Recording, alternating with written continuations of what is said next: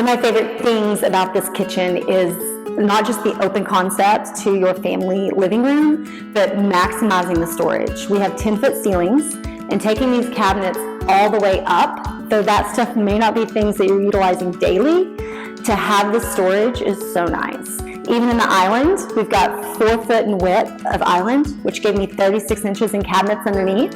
I have my standard cabinets on one side, and then utilizing the additional 12 inches so that it's just not wasted.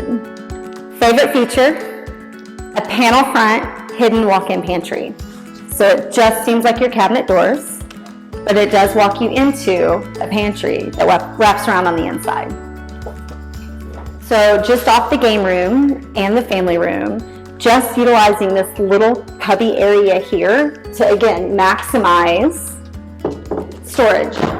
Whether it's linens, games, just random cleaning things, whatever it is that we can't find space for, this is a great space to put it.